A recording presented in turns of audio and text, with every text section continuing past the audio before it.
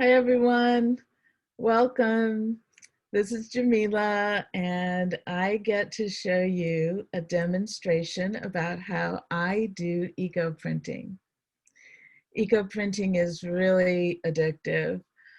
I've been doing it all the time since I started a few years ago, but there is a lot of preparation for it.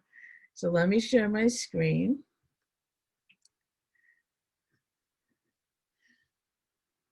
And I'll show you how I do eco printing.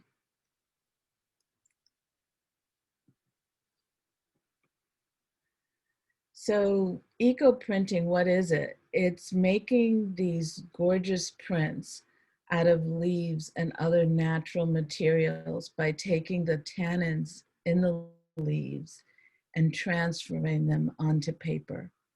This can also be done with fabric, but it requires a lot of treatment of the fabric in order to get the tannins to adhere to the fabric. I'm going to go slowly so that you'll have a chance to read the slides. I know they're intensive with language that's up there.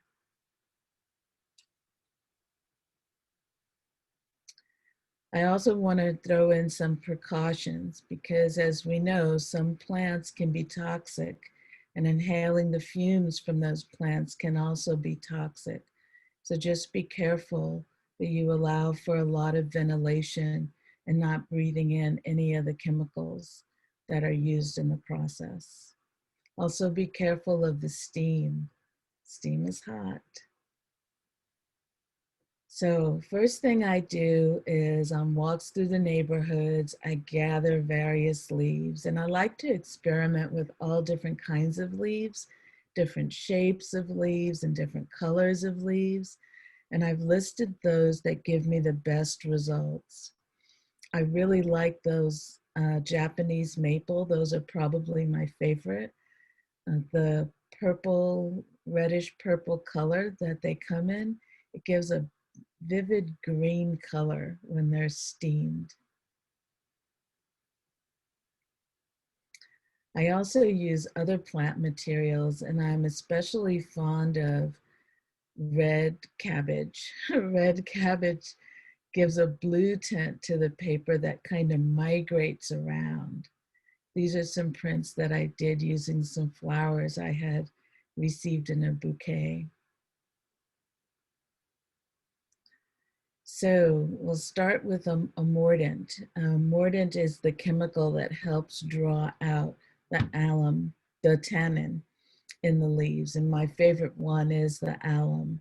You can buy it in the grocery store in the spice section for about 4 times the price.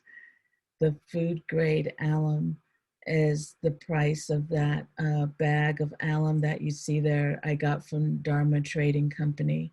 That 1 pound bag costs under $5, where that little bit from McCormick cost about $6. So much more economical to buy it in the 1 pound bag. But if you're in a pinch and you need to get some quickly, you can always get it from Safeway. The washing soda and the vinegar, they have other um, properties that can enhance the eco printing. The washing soda leaves the paper a whiter color. And when I first started doing the printing, I would print a single leaf at a time and get a nice pristine shape. And I liked the whiteness of the background when using the washing soda.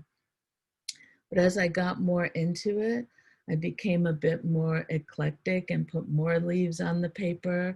And I liked it when the colors kind of floated around, especially like the blues from the red cabbage. They float around and leave all kinds of tones and shapes on the paper. Vinegar is especially helpful if I'm doing some rusting at the same time. The paper that I use, my absolute favorite is the mixed media paper from Canson, but I also print on book pages and other kinds of paper.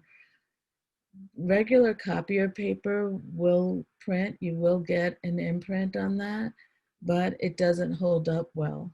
When taking the papers out of the steam and trying to remove what's left of the leaves, that paper tends to tear. So you want something that's quite a bit stiffer than regular copier paper. Colored paper, um, high cotton content in the paper seems to make a difference. And then you'll need some other things, some salt to go in the water, some tongs and pot holders to protect you from the steam.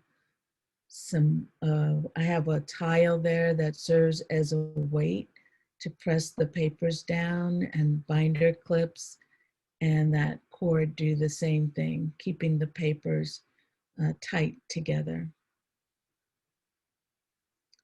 I spoke a little earlier about rusted paper. This is a process of taking some rusty metal items. I have there some chicken wire, a cog I got from somewhere, and some rusted wire, and pressing them against the paper in the same way that you can press the leaves against the paper. And it leaves an imprint from the rust, and the vinegar helps bring out that rust onto the paper.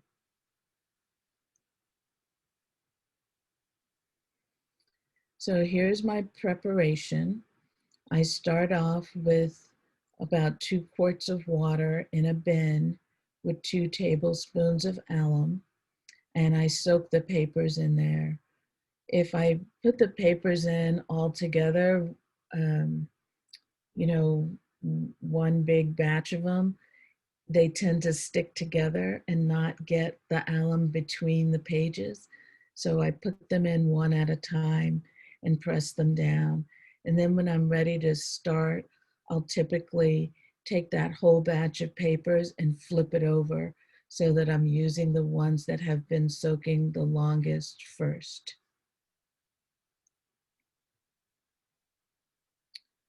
Then I make what I call sandwiches. I like folding the paper in half because I'm usually using them to make books afterwards. So I'll fold it in half, and that way I get the leaf prints on both sides of the page.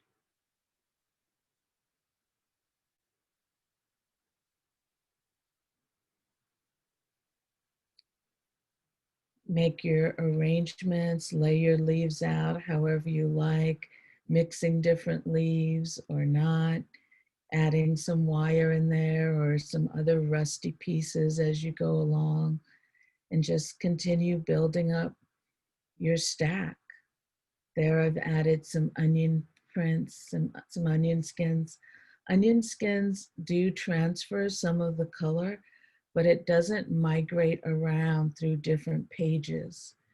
Notice how I've put this rusty metal on and the cog on there, because I'm going to show you these pages when at the end, and I'll want you to notice how the rusty metal came out and how those onion skins came out. So here's my bundle. For this one, I've clamped it on all sides with the binder clips. Yeah, those binder clips have been through quite a few eco printing processes, so the paint's peeling off and they're getting pretty rusty themselves. That helps hold the bundle close so that those tannins can come out and get right onto the page that's next to it. For loose pages, sometimes I use the string to tie it down, and I often also do a roll like a cigar, where I'll just lay the leaves out on a long strip of paper and roll it up and then tie it. That's great, especially if you're going to use the submersion process where the whole bundle is underwater. My friend Dottie Saishan and I, we once made 30-foot long rolls of eco printing. So here's my pot, my dedicated pot. I only use this for eco printing. And I've got a little thing that I use for a steamer basket. You can use other things. People use rocks in the pot, just anything that'll keep the paper up out of the water if you just want to steam it. And I've added a little salt to that water. I'm ready to boil it. There's my papers inside the pot on that steamer basket, and I've used that tile as a weight to keep those pages pressed down.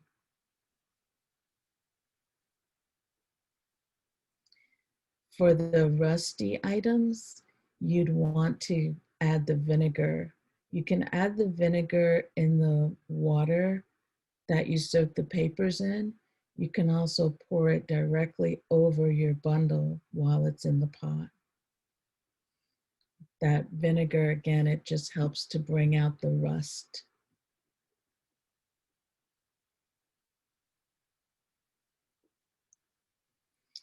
Okay, so I've steamed for about 3 hours. This bundle had steamed. And I want you to notice where that cog is. Now I've taken these bundles apart. I let them cool off. I handled them with the tongs and I let them cool off a bit before taking off the binder clips or unwrapping them. Notice toward the left, the lower left, you see one page that's especially dark and you can see the imprint of the binder clip on there. Remember I told you I'd use those binder clips a lot? Well, there they are, rusted and leaving some rust behind on that page. And just above that, you see the cog. It almost looks to me as though the cog is still on there, but it's not. I've taken it off. And that's the print that had the onion skins on it. See how you get the impression of the onion skin right there on the page? It's a yellowish brown color.